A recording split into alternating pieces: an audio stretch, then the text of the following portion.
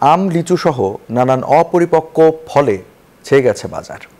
প্রশাসনের পক্ষ থেকে সংগ্রহ করার নির্দিষ্ট সময় নির্ধারণ করে দেওয়া হলেও তার আগেই বাজারে চলে আসছে সব ফল, যাতে ব্যবহার করা হচ্ছে ক্ষতিকর রাসায়নিক।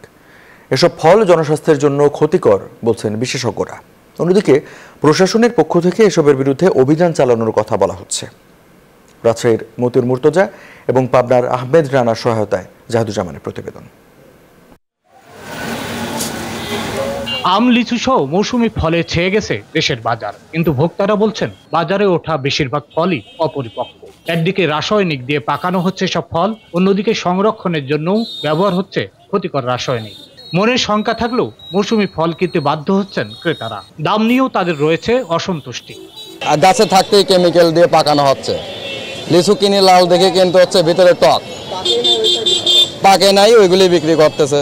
আমাদের এই লিচু খেলে সুস্থ মানুষ অসুস্থ হয়ে যাবে। দাম বেশি পাওয়ার কারণে উঠায় ফেলছে তাড়াতাড়ি, এজন্য আর কি টক হচ্ছে। এদিকে বিক্রেতারা বলছেন এসব ফলে ক্ষতিকর কিছু নেই। সাতক্ষীরা থেকে এখানে আওতে আসছে, আমরা নিয়ে আসছি, কোনো ফরমালিন নাই, এটা আপনার সরকার থেকে অনুমোদিত। বৈশাখ মাসের শেষেই শুরু হয়ে যায়, গাছে পাকা শুরু হয়ে যায়। জ্যৈষ্ঠ মাসের থেকে বোম্বাই লিচু বেচা শুরু হয়। লিচু কোনো ফরমাল দেয় না, লিচু কালে হয়তো ট্রিটমেন্ট করে যাতে পোকা লাগে না, সেটা ট্রিটমেন্ট করে।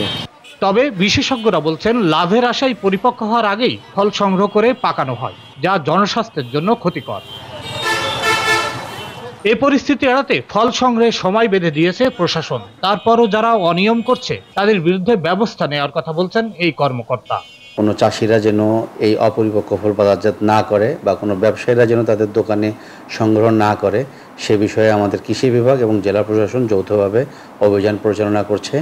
এটি যেমন স্বাস্থ্যগত ঝুঁকি রয়েছে, ঠিক একইভাবে কৃষকরা কিন্তু অর্থনৈতিকভাবেও এটি ক্ষতিগ্রস্ত হয়। স্বাস্থ্য ঝুঁকি এড়াতে ভোক্তাদেরও সচেতন হওয়ার পরামর্শ দিচ্ছেন বিশেষজ্ঞরা। দরকার নেই অপরিপক্ক ফল কেনার। জাহিদুজ্জামান, নিউজ 24।